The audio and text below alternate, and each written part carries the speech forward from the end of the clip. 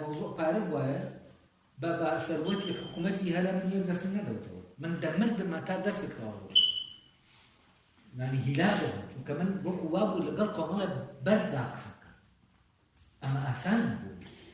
ومن دون ما تنها بس بقنا أو نتيجة بس بيركنوا هيك يتبنا بس بتوانا بيركنوا ومن دبوايا دون ما سقاهم ترى بقى لا دبو قام الزمان وانا زمان شي ما نشي امتحان هاموتان درجة ومرجو فرد ندري يعمل زعكوني يعمل دانش فين إيجابي كمان ورديها هزار ده الموضوع لولا أما كتب جرينجي بحتى لبكان بدي إذا نشي جديد حد دملي يعني من